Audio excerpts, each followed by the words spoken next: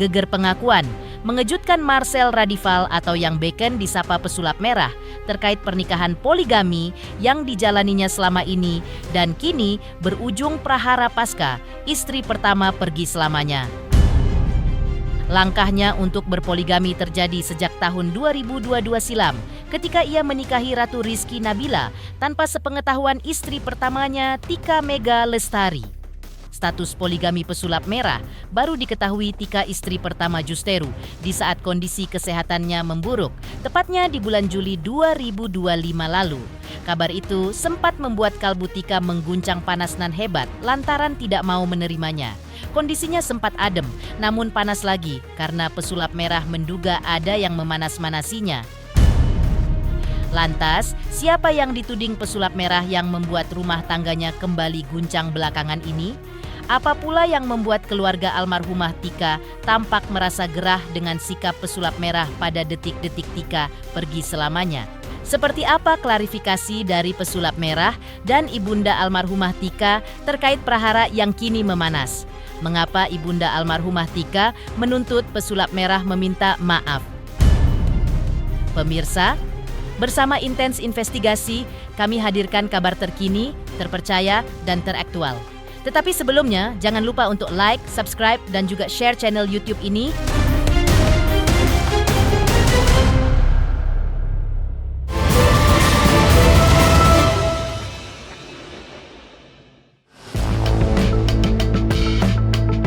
Berusaha mengurai prahara dengan keluarga almarhumah Tika Mega Lestari selaku istri. Pertamanya, Marcel Radival atau yang beken disapa pesulap merah angkat bicara. Ia membuat klarifikasi usai terkuak adanya konflik dengan keluarga almarhumah Tika istri pertamanya terkait prahara poligami yang dijalaninya.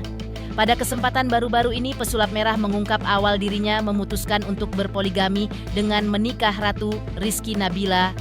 Pernikahan keduanya dilakukan di tahun 2022.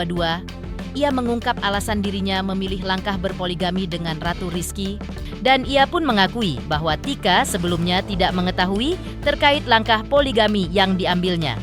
Bahkan almarhumah Tika baru mengetahui hal itu di tahun 2025, di mana ketika itu sempat terjadi perdebatan panas di antara mereka berdua lantaran Tika sempat tidak menerimanya. Kalau sama Ratu, istri kedua saya itu di tahun 2022, ada sebuah kondisi yang membuat dia putus asa terhadap hidup. Pada saat saya ketemu, dia nggak seterbuka itu ke orang-orang. Nah, pas ketemu saya nggak tahu kenapa, dia terbuka total ke saya itu tentang hidup aslinya. Nah, dari situlah, kalau misalkan kita terhubung terus, dia juga kan nikah aja yuk mas, nikah aja yuk gitu. Memang dia ngajakin nikah berkali-kali kan. Nah, saya mikir iya juga, karena kalau misalkan kita deket-deket terus, nanti ujung-ujungnya zina nih kalau deket-deket terus. Nah, untuk menghindari zina itu, akhirnya ya udah nikah lah kita. Kalau sampai saya bilang ke istri pertama saya pada saat itu, saya khawatir mentalnya malah terganggu nih, karena saya mikir saya bisa kok bertanggung jawab. Toh waktunya juga akan sama aja, seminggu di Bandung, seminggu di Jakarta gitu. Makanya pada saat awal pernikahan memang nggak izin sama istri pertama, karena dalam syarat nikah Islam tidak membutuhkan izin istri pertama. Ya dijadikan pertimbangan dan dia merasa bisa untuk dipoligami gitu, mau ya. Kalau ratunya sendiri mau. Nah ini kalau persetujuan itu ada dua hukum di Indonesia nih. Ada pertama hukum fikih Islam. Dalam fikih Islam, persetujuan istri pertama itu tidak menjadi syarat untuk pernikahan.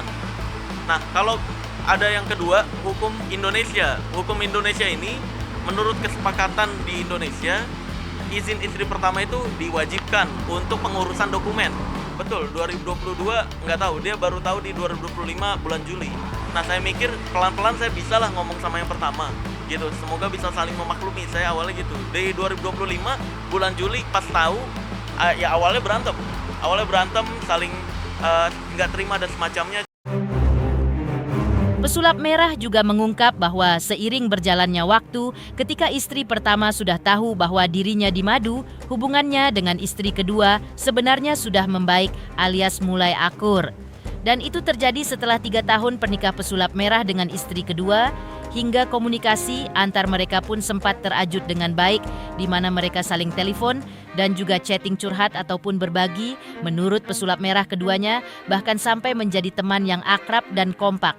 Namun, kondisi itu menurut pesulap merah berubah belakangan ini ketika ada unsur campur tangan diduga dari keluarga almarhumah Tika. Hal itu ia dua menyebabkan prahara dalam rumah tangga, poligaminya kembali memanas.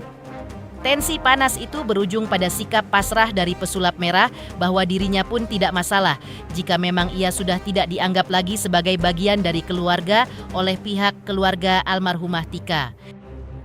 Akhirnya lama-lama mereka teleponan, chat-chatan, temenan, saling berkabar, bahkan saling titip.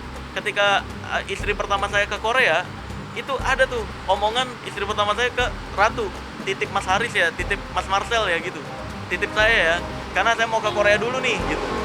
Jadi memang mereka pernah baik, pernah temenan, pernah sedekat itu gitu. Cuma memang belakangan ada unsur keluarga yang ikut campur. Kalau sama yang pertama ini nih, ada ikut campur keluarga dan semacamnya. Akhirnya terjadilah berantem lagi, marah-marahan lagi. Walaupun makanya pas akhir-akhir ini mereka udah mulai membaik lagi, tapi ya waktu ngejawab untuk nggak membaik. Oh. Ya nggak apa-apa, kita kan nggak bisa ngatur orang, gitu kan. Kalau saya pribadi awalnya memang masih mau nganggap keluarga, tapi kalau misalkan memang nggak mau ya udah nggak apa-apa. Saya juga nggak ribet-ribet gimana gitu, nggak memaksa orang untuk menerima saya atau gimana, hidup saya gitu kan. Selain itu, pesulap merah juga membenarkan bahwa biaya pengobatan istrinya selama dirawat di rumah sakit menggunakan biaya dari BPJS. Pesulap merah berdalih bahwa hal itu dilakukan atas saran dari dokter yang menangani Tika di rumah sakit. Pesulap merah juga mengungkap bahwa dirinya sempat menghubungi pihak keluarga almarhum Tika ketika itu untuk bicara secara kekeluargaan. Ia berharap ada itikat baik dari keluarga almarhumah Tika di tengah panasnya hubungan mereka dengan keluarga mertua pasca Tika telah tiada, tapi pesulap merah mengaku yang dihubungi sampai sekarang belum juga ada respon. Bahkan dirinya menyesalkan aksi dari pihak keluarga almarhumah Tika yang ia nilai sudah membuat huru-hara terkait meninggalnya Tika. Operasinya itu betul pakai BPJS, itu menurut saran dari dokter dari RSHS. Karena biar saya yang nggak bingung, dokternya nggak bingung, biar ini bisa terlaksana maksimal, katanya pakai BPJS saja. Sejujurnya saya pakai nama pesulap merah agar BPJS-nya bisa maksimal tuh, prosesnya bisa lebih cepat. Karena kalau pakai dana saya pribadi, saya tanya nih, ini dananya berapa total perkiraan operasi? Perkiraan operasi pengangkatan kanker dan operasi bedah plastik, perkiraannya 150 juta. Tapi kalau biopsi, MRI itu dana pribadi saya. Habis pengecekan ke dokter bedah mulut dan semacamnya, kalau di total ya, habis sekitar 40 sampai 50 juta. Kurang, saya sampai saat ini tetap masih mencoba untuk kontak, cuma 2 hari, 3 hari, 4 hari belum ada balasan, mungkin sibuk juga. Saya masih berpikiran baik aja. Semoga ada itikat baik lah, ngomongin kekeluargaan. Tujuan saya pengen membuat istri pertama saya tuh tenang, udah cukup dia ngerasain sakit, udah cukup lah dia ngerasain banyak penyakit pada saat dia hidup. Ini udah meninggal, kok malah dibuat huru-hara, itu yang saya sesalin. Tak hanya itu, pesulap merah juga menyangkal tuduhan pihak keluarga almarhumah Tika istri pertamanya yang kemudian menuding dirinya tidak menemani Tika ketika tengah dirawat di rumah sakit Jelang, ia menghembuskan nafas terakhir. Pesulap merah mengungkap bahwa dirinya menemani Tika ketika menjalani operasi pertama di rumah sakit. Bahkan ketika itu ia mendonorkan darahnya untuk Tika. Bahkan ia setia menemani Tika pasca operasi hingga sang istri pertama masuk ke ruang rawat. Namun, pada malam harinya, pesulap merah akui bahwa ibunda almarhumah yang menjaganya. Pada momen Tika menghembuskan nafas terakhir, pesulap merah mengakui dirinya tidak berada di sisi sang istri karena ada pekerjaan di Jawa Tengah. Namun, ketika adik Tika mengabarkan bahwa Tika sudah tidak bernafas lagi, pesulap merah membatalkan pekerjaan di Jawa Tengah tersebut agar bisa kembali ke sisi sang istri. Namun, meninggalnya Tika konon berujung pada pesulap merah diduga mendapat perlakuan kurang mengenakan dari pihak keluarga almarhumah Tika. Lantas, apa gerangan yang terjadi? Kan yang bukti di Instagram saya mendonorkan darah. Operasi 1 saya datang. Bahkan nungguin dari awal operasinya sampai selesai operasinya. Sampai dibawa ke ruangan, di atas, saya nungguin. Memang kalau malam hari, saya pulang ke rumah yang Bandung. Karena ada orang tua saya. Nggak boleh ngumpul-ngumpul di rumah sakit kan. Akhirnya pulang, paginya saya antar lagi orang tua saya ke rumah sakit. Yang nunggu memang ibunya gitu. Dan saya juga udah bilang ke ibunya, titip Tika ya, karena saya nggak bisa nih ngejaga Tika 24 jam full. Saya harus kerja nih ke Jakarta juga. Nah ini yang saya nggak setuju nih ya. Dari saya nonton kan beberapa wawancaranya ya, dibilang saya di hari H nggak datang ke rumah sakit. Itu kan saya lagi ngambil jadwal ke Jawa Tengah, lagi menuju perjalanan ke Jawa Tengah tuh. Sekitar 1-2 jam lagi sampai. Gitu, 1-2 jam lagi sampai. Terus dikabarin sama adiknya Tika yang bernama Vira, "Mas, teteh nggak nafas," gitu. Akhirnya saya muter balik, saya cancel jadwal di Jawa Tengah. Saya muter balik, pas muter balik itu saya tanya, di mana jenazah Tikanya, di mana gitu. "Mas, Teh Tika udah nggak ada kan," gitu, ngabarin lewat chat. Itu lagi udah menuju ke Bandung tuh. Terus dia bilang, "Ini saya harus kemana?" Dia bilang, "Ke rumah aja Mas." Ada chatnya. Dia yang minta saya untuk ke rumah aja Mas. Ya udah, kita ngebut ke rumahnya. Kita pikir istri pertama saya itu, almarhumah atau rahimahullah Tika, itu udah nyampe di rumah, udah diantar pakai ambulan. Saya bahkan menawarkan ambulan karena saya punya link nih di Bandung nih untuk bisa membawa ambulan. Nah, ternyata pas saya sampai rumah nggak ada rahimahullah Tika. Terus saya duduk tuh nunggu. Ini mana, katanya udah ada di rumah. Iya, masih dalam perjalanan Mas, dikit lagi sampai. Kata adenya nih yang bernama Vira nih, cewek. Bentar lagi sampai Mas. Saya nunggu tuh di situ sekitar 30-60 menit. Nah, lalu nggak lama kemudian, ini sumpah demi Allah Azza wa Jal, ceritanya kayak gini nih. Nggak lama kemudian ada keluarganya Tika yang datang marah-marah pada saat itu tuh. "Kamu ngapain kesini?" gitu-gitulah. Nah, di situ saya bingung tuh. Kok kenapa nih gitu? Padahal datang ke sana, saya yakin kan keluarganya juga udah tahu semuanya ya. Bahkan teman-teman kantornya Tika juga udah tahu tentang pernikahan kedua saya. Pada saat itu ada keluarganya datang, "Ngapain sih ya kesini?" gitu. Dan ada ucapan yang saya dengar, tega-teganya sih ya menjadikan keponakan aing tumbal. Begitu. Nah, ini apaan nih, fitnah dari mana lagi nih? Nih ada beberapa keluarga pria yang nyerang saya nih. Gitu, nyerang, pengen mukul tapi ditahan-tahan dan semacamnya. Karena percaya tuduhan dari dukun ini mungkin ya. Ada pikiran ke sana juga. Dan ketidaksetujuan dari poligami dan semacamnya. Nah, akhirnya disaranin sama Ustadz Fatih Karim sama abang saya tetap datang ke sana. Urusan mau dipukul dan semacamnya itu belakangan. Udah diem aja, yang penting nggak kepancing emosi. Akhirnya dari situ saya bilang ke adiknya yang wanita lagi, yang Vira ini, untuk ya udah saya ke sana nih untuk nyolatin, untuk mandiin dan semacamnya. Saya datang ke sana lagi di perjalanan, tiba-tiba di chat lagi, "Mas, udah di mana Mas? Ini udah mau disolatin. Tunggu bentar lagi nih, ini udah parkir mobil, udah jalan kaki." Saya bersama orang-orangnya Ustadz Fatih Karim pada saat itu juga.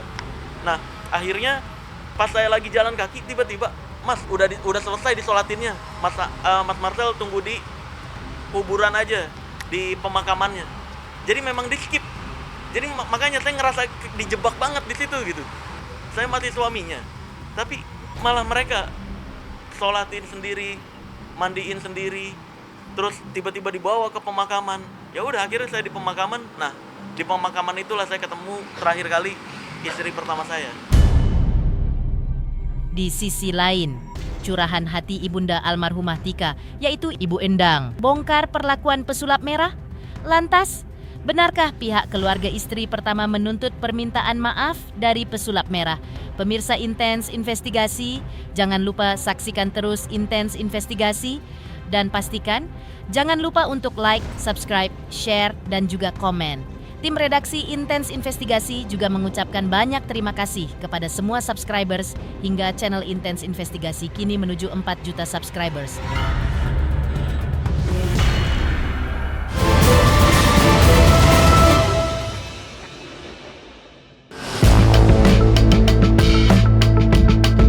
Prahara poligami yang menyeret nama pesulap merah kembali memanas dan menjadi sorotan publik. Hampir 1 bulan pasca kepergian almarhumah Tika, sang ibunda, Ibu Endang, secara eksklusif kepada tim intens investigasi mengungkapkan kepedihan mendalam yang selama ini dipendamnya. Dalam keterangannya, Ibu Endang membeberkan bahwa saat almarhumah masih menjalani perawatan di rumah sakit, tepatnya 3 hari sebelum wafat, Tika sempat mencurahkan isi hatinya kepada sang ibunda terkait kemelut rumah tangga yang tengah ia hadapi dengan pesulap merah. Pengakuan ini pun seolah membuka tabir baru di balik duka yang menyelimuti keluarga, sekaligus memicu spekulasi terkait apa yang sebenarnya terjadi di balik layar pernikahan mereka. Selain itu, kekecewaan mendalam tak lagi mampu dibendung oleh Ibu Endang atas perlakuan pesulap merah terhadap mendiang putrinya. Dengan nada getir, ia mengungkapkan rasa sakit hati melihat kondisi almarhumah Tika, yang kala itu harus berjuang melawan sakit, namun justru dihantam beban mental akibat permasalahan rumah tangga yang muncul di saat-saat kritisnya. Ibu Endang menyayangkan sikap sang menantu yang dinilai tega membiarkan kondisi psikis istrinya down tepat di saat Tika sangat membutuhkan dukungan dan kehadiran sosok suami sebagai penguat dirinya. Ia juga mengungkap adanya momen di mana almarhumah diduga dipaksa melakukan siaran live di sosial media, disandingkan dengan wanita yang kini menjadi istri poligami pesulap merah. Dan hal itu dinilai Ibu Endang sebagai suatu tindakan yang tidak manusiawi. Terungkap pula bahwa almarhumah baru mengetahui adanya pernikahan kedua tersebut pada bulan Agustus 2025, tanpa pernah ia memberikan persetujuan. Salah satunya lagi ada masalah sama suaminya itu. Mengungkapkan tadinya kan dia tuh paling nggak mau mamahnya tahu kalau dia punya masalah gitu kan. Tapi semenjak ya mungkin karena udah firasat dia mau pergi gitu. 3 hari sebelum meninggal ya dia cerita semuanya gitu. Di saat butuh support sakit bukannya ya gimana ya diperhatikan, tapi justru malah dibikin down mentalnya. Udah dia ini jatuhin duluan gitu saat mau operasi ketiga itu, pas ada chatan mereka berdua itu ibu baca ya tanggal 17-an ya kata-katanya tuh pastilah bikin Tika jadi nggak semangat kayaknya gitu jadi bikin hancur aja mentalnya. Ya katanya itu juga terpaksa. Jadi saya lihat ada ya pokoknya buktinya kalau Tika itu dipaksa harus terlihat akur di depan kamera di saat mereka bertiga live ya kalau nggak salah, gitu live TikTok. Jadi harus Tika itu baik-baik saja padahal enggak sebenarnya. Jadi dia dipaksa.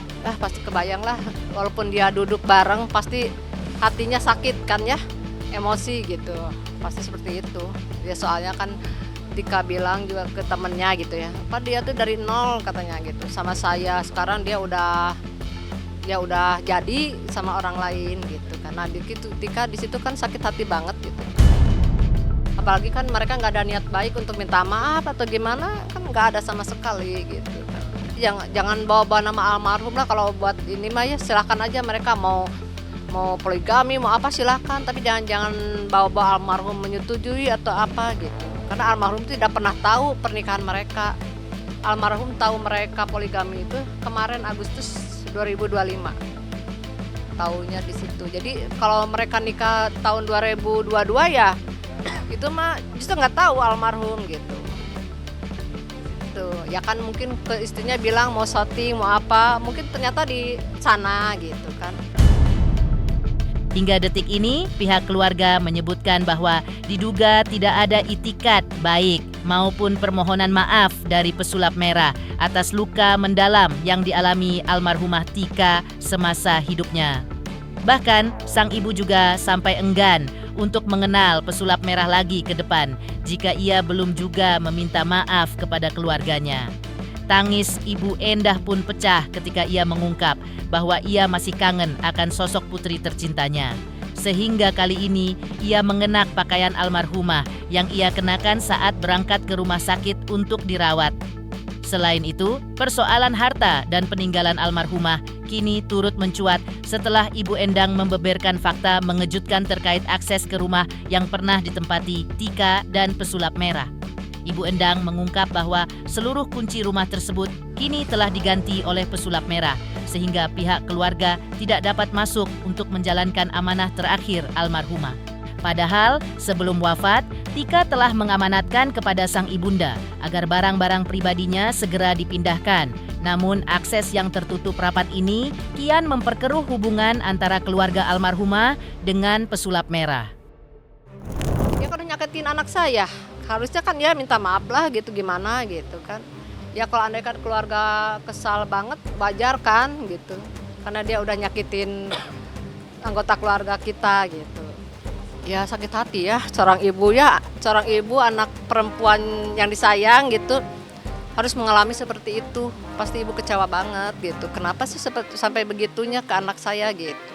Dan ibu mah cuma minta dia tuh minta maaf keluarga, selanjutnya silahkan terserah mereka. Ibu nggak mau lagi mengenal mereka lah gitu. Buat apa juga gitu kan, nggak ada ininya juga buat ibu gitu. Ini punya almarhum, ibu pakai ya karena ibu kangen. Ini ibu pakai, inget sama almarhum.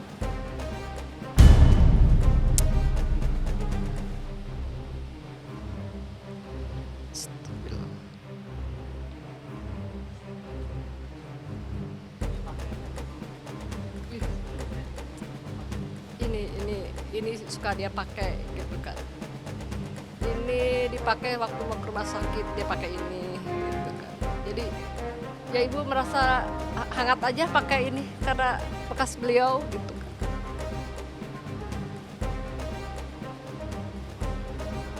Ya ibu masih merasa dia masih ada aja gitu kan.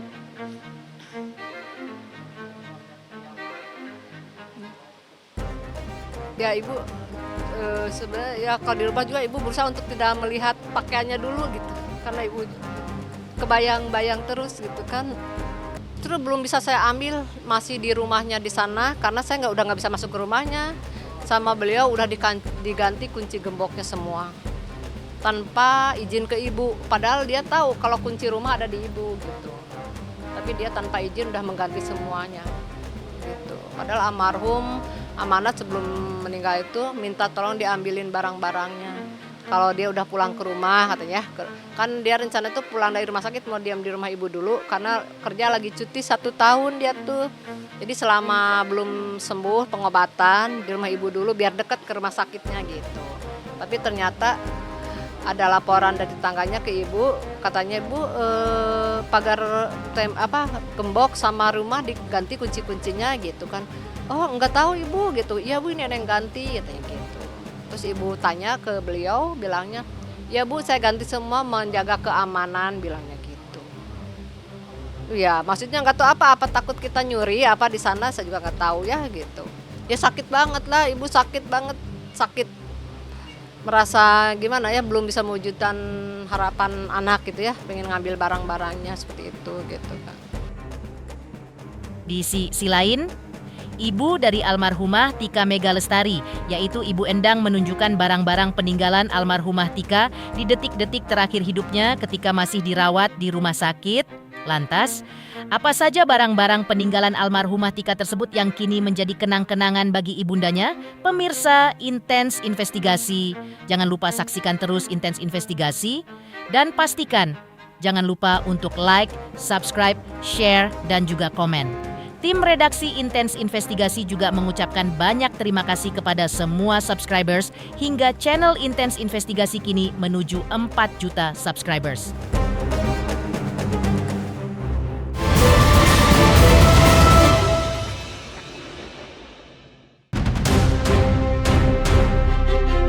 Dalam liputan eksklusif tim Intens Investigasi baru-baru ini, ibunda almarhumah Tika Megalestari, yaitu Ibu Endang, menunjukkan barang-barang terakhir yang dikenakan almarhumah di rumah sakit sebelum ia menghembuskan nafas terakhir.